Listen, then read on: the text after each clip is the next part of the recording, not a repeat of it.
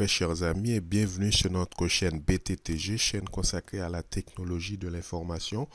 Nous poursuivons avec le module de Cisco, bien entendu dans le chapitre IPv4 Subnetting. Et nous allons passer rapidement au deuxième scénario. Donc on a déjà vu le premier scénario dans lequel on doit trouver le nombre de sous-réseaux ainsi que le nombre d'hôtes à partir de l'adresse du réseau et le masque de sous-réseau. Donc pour le scénario 2, on va déterminer le besoin du client. Ce qui veut dire le client vous donne l'adresse de son réseau pour lequel il aimerait avoir X sous-réseau et Y hôtes par sous-réseau et sans oublier le subnet mask pour tous ces sous-réseaux.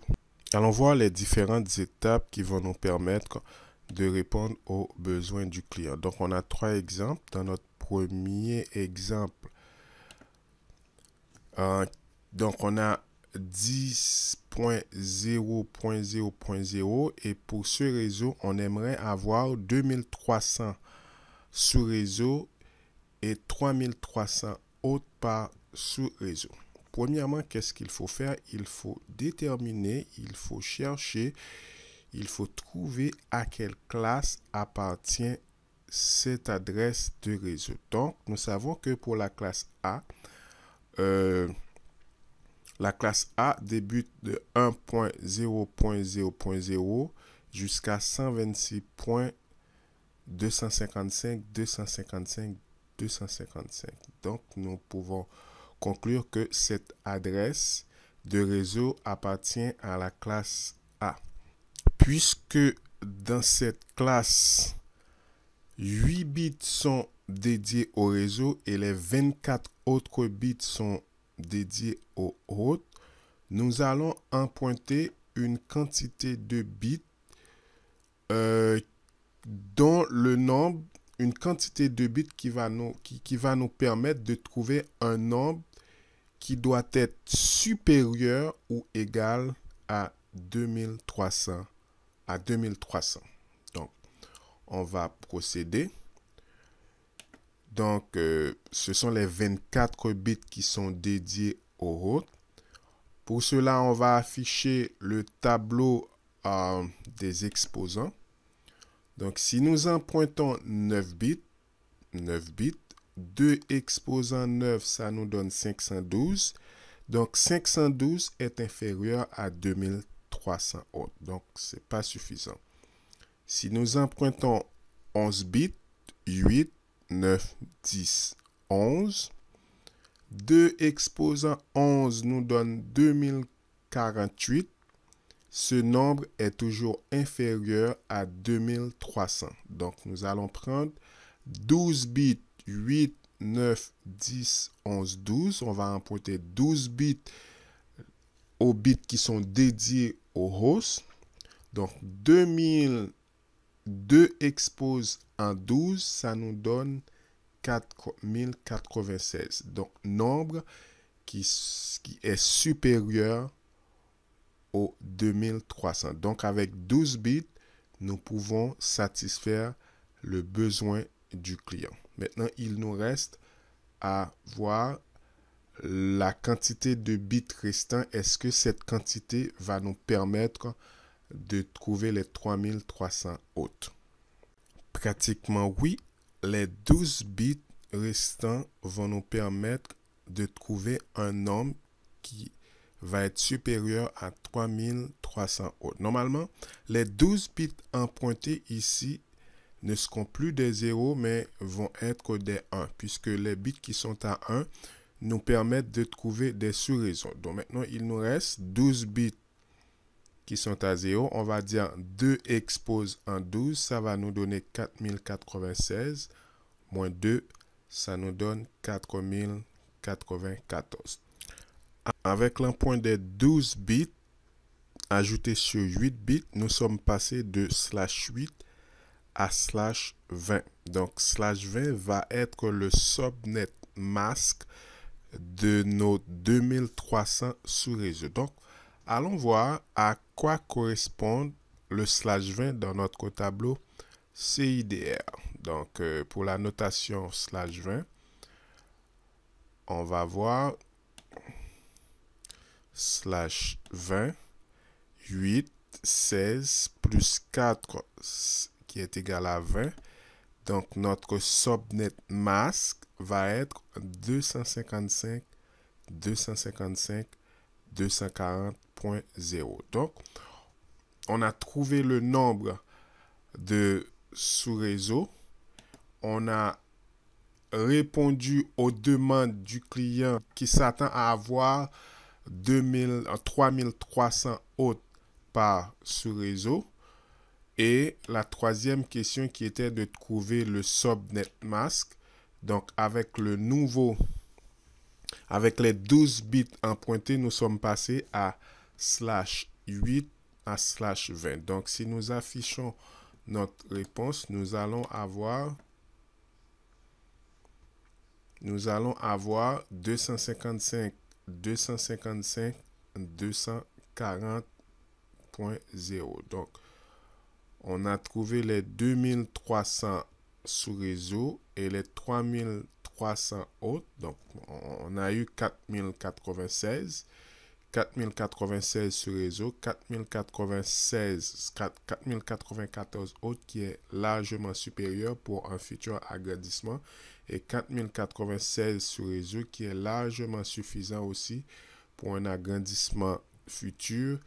Et le subnet par défaut, le subnet mask par défaut de tous ces réseaux va être 255.240.0 ou encore /20 en se basant sur la notation CIDR.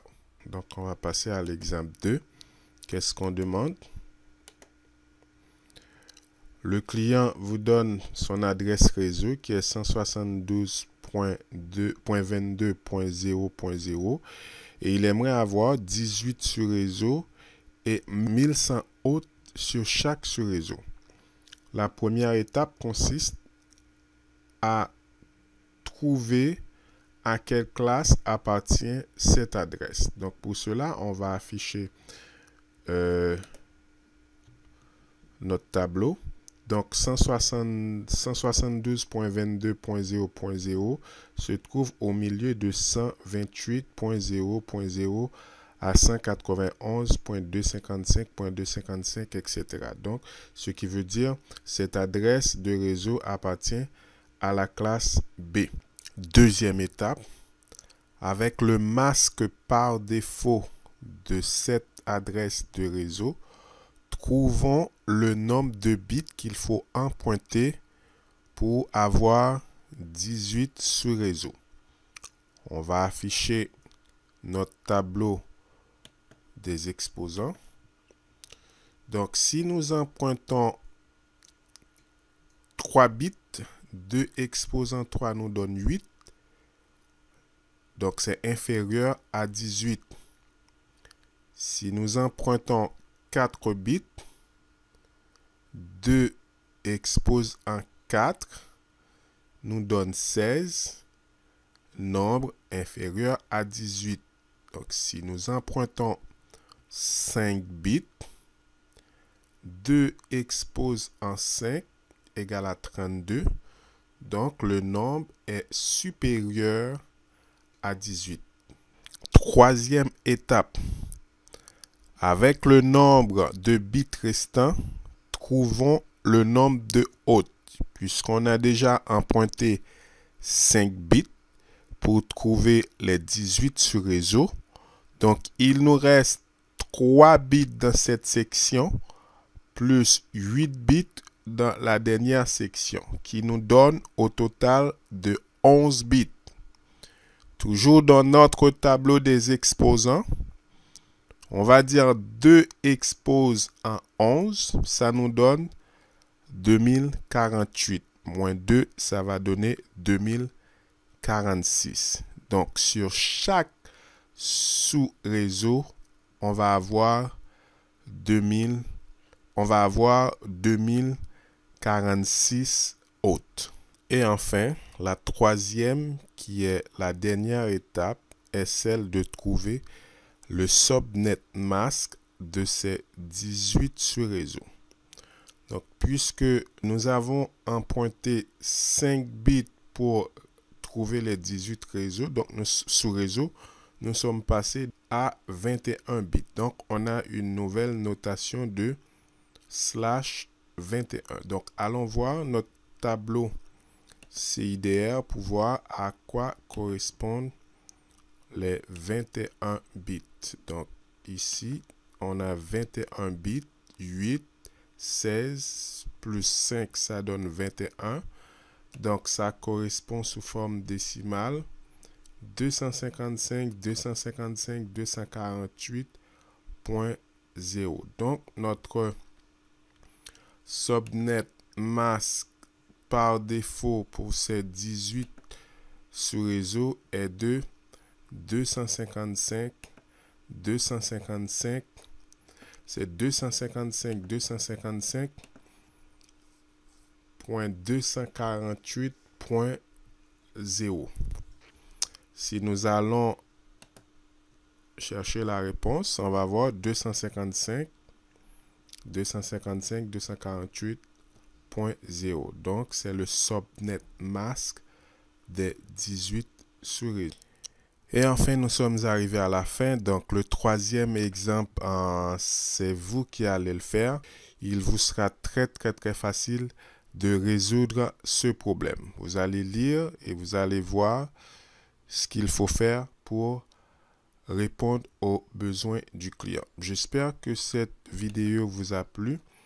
Donc, dans la prochaine vidéo, nous allons directement passer au scénario 3 et on va utiliser presque les mêmes étapes pour pouvoir répondre aux différentes questions ou du moins pour pouvoir résoudre les exercices que nous aurons à expliquer. Donc, j'espère avoir un petit like de vous et n'oubliez pas de vous abonner à ma chaîne.